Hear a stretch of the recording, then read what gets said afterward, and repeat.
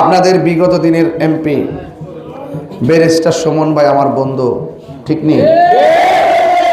এখন তিনি দেশের পরিবর্তন, এখন তিনি জেলে আছেন, আছে কি না? তিনি যদি নির্দোষ হয় সর্বপ্রথম তাকে বের করে নিয়ে আসবো। এবং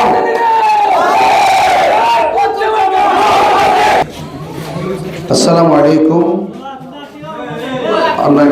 যারা আছেন সনাতন ধর্মের সকলকে আদাব জানাচ্ছি। শ্রীবাড়িতে আজ এসে অনেক ভালো লাগলো।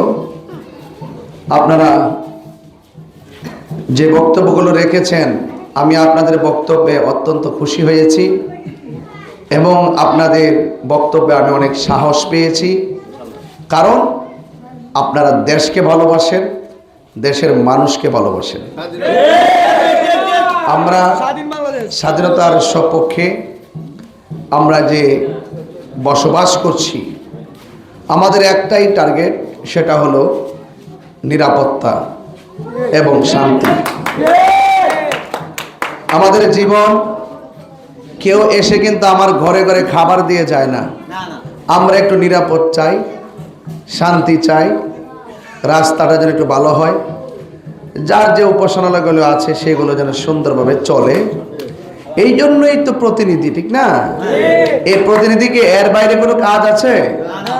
আমরা দেখি অনেক প্রতিনিধিরা আপনার একটা বাজেট আসলে এটা 3 ভাগ করে, কইরা 1 ভাগ ডান পাশে রাখে, আর 1 ভাগ বাম পাশে রাখে, আর একটা ভাগ ভাগ করতে করতে করতে করতে এমন অবস্থা, রাস্তা করবে দূরের কথা, একটা ওই আঞ্চলিক রূপ পর্যন্ত করার মতো কোনো সুযোগ থাকে না। তা আপনারা বলেন তো দেখি, রাষ্ট্রের বাজেট এটা কি নিজে খাওয়ার জন্য না জনগণের জন্য? আমি তো আজকে ঘুরে ঘুরে অনেক দেখেছি। আমার তো মনে হয় আপনারা বাগানবাসী, আপনার চা শ্রমিক যারা আছেন, আপনাদের চাহিদা তো অনেক বেশি না। হ্যাঁ, আপনাদের চাহিদা কিন্তু বেশি না। আপনারা অল্পতেই খুব সন্তুষ্ট, শুধু চাচ্ছেন যে আমাদের রাস্তাটা ভালো হইতো, আমাদের মন্দিরটা একটু সংস্কার উন্নত হইতো, এরপরে আমরা একটু নিরাপদ থাকতাম, আমরা একটু শান্তিতে থাকতাম। এই কয়েকটা কাজই আপনাদের জন্য খুব বেশি চাওয়া পাওয়া। তবে আমি বলে দিয়ে যাচ্ছি, আপনাদের যে সমস্যাগুলো আছে, যেমন আজকেও আমি এক জায়গায় গিয়েছি, কম্পিউটার করে তাদের সমস্যাগুলো লিখে নিয়ে আসছি, যেন আল্লাহ যদি আমাকে দয়া করে এবং যদি আপনাদের প্রতিনিধি হতে পারি, তাহলে এই কাগজ ধরে ধরে যেন আপনাদের সমস্যার সমাধান করতে পারি, ঠিক না? কারণ আপনাদের সমস্যা আমি জানতে হবে, ঠিক কি না? আপনার সমস্যা আপনি তুলে ধরবেন, সমাধান আমি করব, ঠিক কি না? এবং আপনাদের এই এলাকা নিয়ে আজকে হয়তো এখানে আপনার অনেকগুলো লোক এসেছেন, আমি আপনাদেরকে অনুরোধ করব, আপনারা তো আমাকে ফেসবুকেও দেখছেন, আমি বারবার বলছি, হিন্দু মন্দিরে যাবে, বৌদ্ধ পেগোডায় যাবে, খ্রিস্টান গির্জায় যাবে, মুসলমান মসজিদে যাবে, কেউ কাউকে জুলুম করতে পারবে না, কেউ কাউকে আক্রমণ করতে পারবে না, হামলা মামলা ভয় দেখানো যাবে না। আমরা শান্তি চাই। আমরা কি চাই? শান্তি চাই। এই শান্তি আনতে গেলে আমাদের প্রথম আমাদের মানুষকে ভালোবাসতে হবে। কোনো নির্যাতন করা যাবে না, কোনো দুর্নীতি করা যাবে না, কোনো চাঁদাবাজি করা যাবে না, এবং মানুষকে ভালোবাসতে হবে।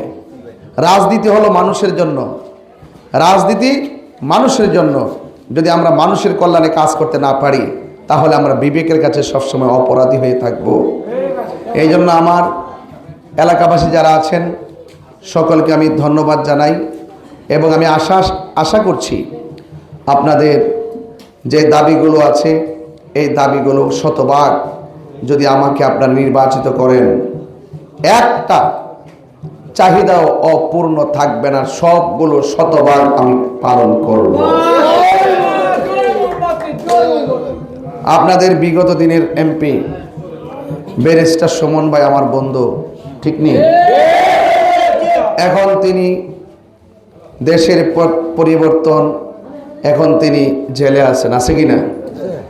তিনি যদি নির্দোষ হয় সর্বপ্রথম তাকে বের করে নিয়ে আসবো। এবং